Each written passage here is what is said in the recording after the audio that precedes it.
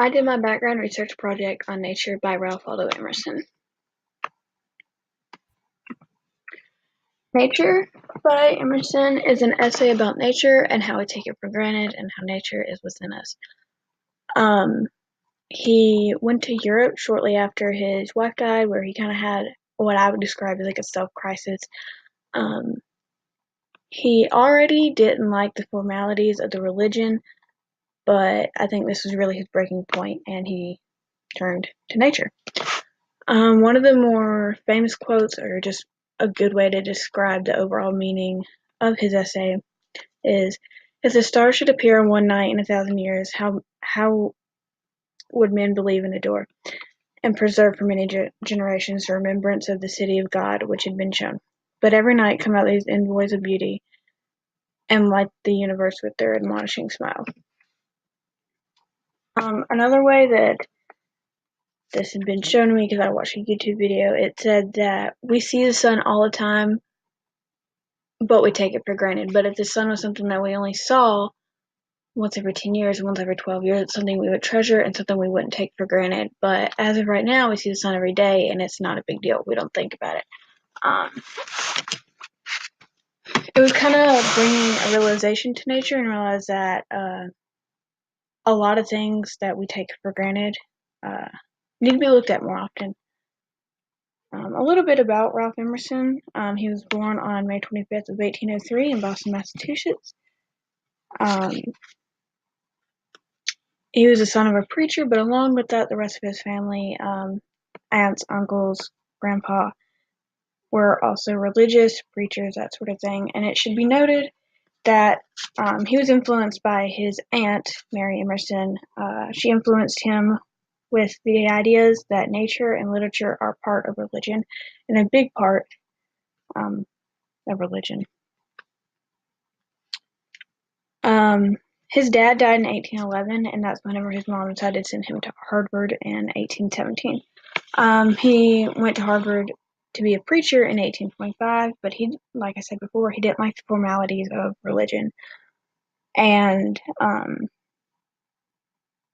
he was ordained in 1829, and since he didn't like it, he resigned in 1831. His wife died of tuberculosis, leading to the drastic change in his beliefs. I would say that from the start, they weren't on the rocks, but he was definitely different than everyone else. About a year later, after his wife died, he traveled to Europe, and he was in a zoological garden, and he decided, in quotes, "I will be a naturalist." He also came to the conclusion that everyone is unique, and he had a pantheist point of view, which basically, a pantheist is someone that believes God is in all parts of creation. So he believed that, nature was in him because God created nature, God created him, so on and so forth.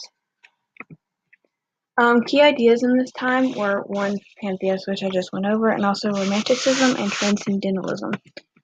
Romanticism basically was a period after the Enlightenment era where people were breaking away from the use of knowledge and strict facts and logic, and it was more of a dreamer era, I would say. Yeah. Romanticism was the start of a breaking away from the Enlightenment era, which was based off reason, logic, and knowledge. Emerson followed some of this idea, but not all of it.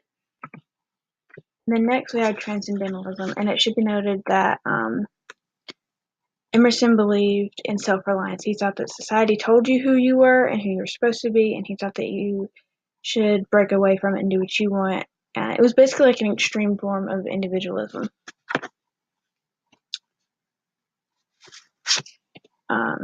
Emerson is known for his transcendentalism ideas. He believed, again, you should break away from society, do your own thing, follow your own moral judgment. Basically,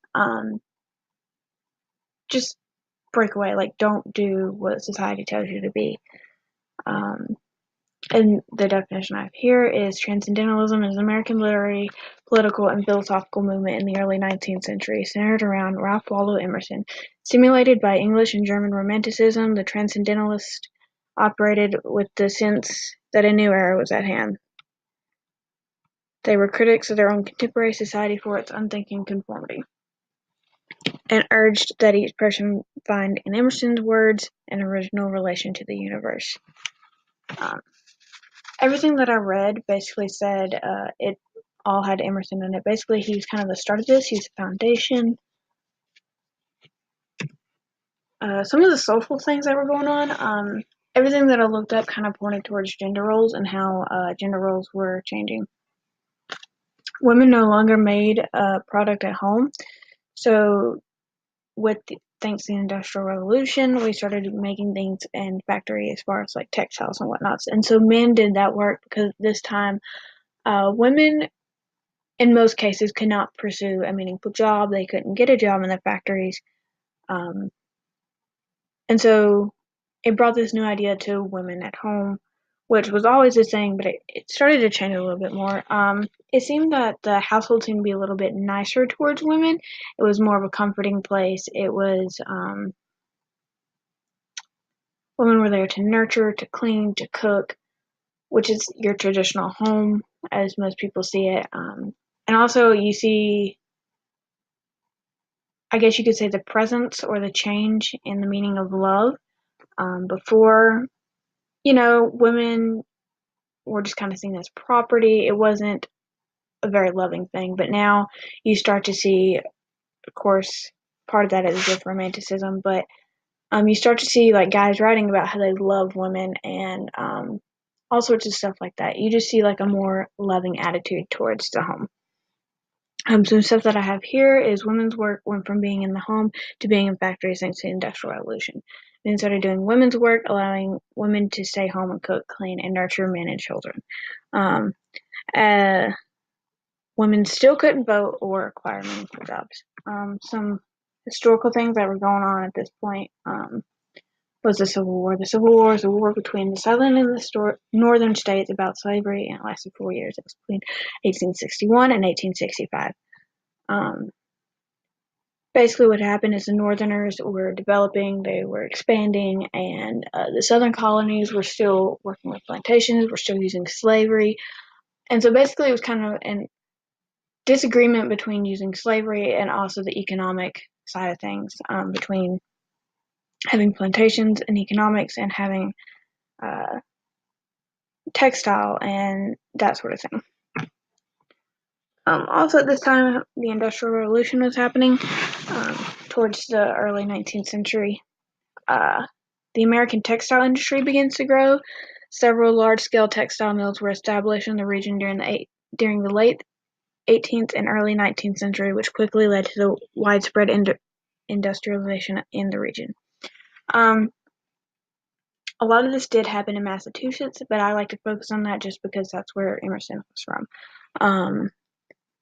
And there are a couple places, Beverly Cotton Factory, yeah.